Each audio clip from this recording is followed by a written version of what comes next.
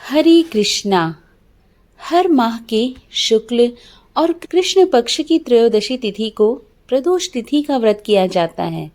प्रदोष व्रत की तिथि जब मंगलवार को आती है तब उसे भौम प्रदोष व्रत के नाम से जाना जाता है। भौम प्रदोष व्रत में कथा सुनना व कहना बहुत ही पुण्यदायी माना गया है और इस कथा से पूजा भी पूरी होती है। मान्यता है कि भौम प्रदोष व्रत की कथा सुनने व कहने से देवों के देव महादेव का आशीर्वाद प्राप्त होता है और आर्थिक परेशानियों से मुक्ति मिलती है। तो आइए जानते हैं भौम प्रदोष व्रत की कथा। सूत जी बोले, अब मैं मंगल त्रयोदशी प्रदोष व्रत विधि विधान बताता हूँ। मंगलवार का दिन व्याधियों का नाशक है।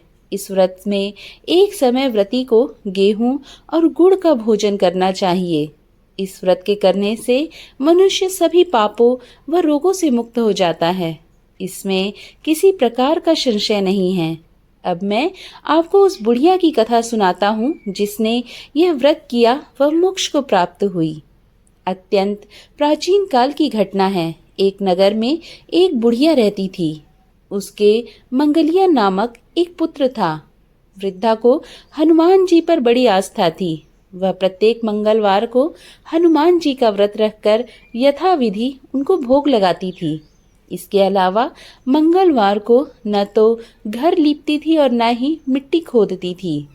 इस प्रकार से व्रत रखते हुए जब उसे काफी दिन बीत गए तो हनुमान जी ने सोचा कि चलो आज इस बुढ़िया की श्रद्धा की परीक्षा ली जाए।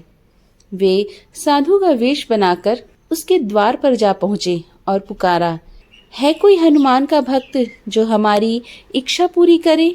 वृद्धा ने यह पुकार सुनी तो बाहर आई और कहा, महाराज क्या आज्ञा है? साधु वेशधारी हनुमान जी बोले कि मैं बहुत भूखा हूँ, भोजन करूँगा, तू थोड़ी सी जमीन लीप दे। वृद्धा बड़ी दुविधा में पड़ गई। अंत में हाथ जोड़कर प्रार्थना की, हे महाराज, लीपने और मिट्टी खोदने के अतिरिक्त जो काम आप कहें वो मैं करने को तैयार हूँ। साधु ने 3 बार परीक्षा करने के बाद कहा, तू अपने बेटे को बुला, मैं उसे आधा लिटाकर उसके पीठ पर आग जलाकर भोजन बनाऊंगा। वृद्धा ने सुना तो पैरों के तले जमीन खिसक गई, मगर वह वचन हार चुकी थी। उसने मंगलिया को पुकार कर साधु महाराज के हवाले कर दिया, मगर साधु ऐसे ही मानने वाले न थे। उन्होंने वृद्धा के हाथों से ही मंगोलिया को औंधा लेटाकर उसकी पीठ पर आग जलवाई। आग जलाकर दुखी मन से वृद्धा अपने घर के अंदर जा घुसी। साधु भोजन को बुलाकर कहा कि वह मंगोलिया को पुकारे ताकि वह भी आकर भोग लगा ले।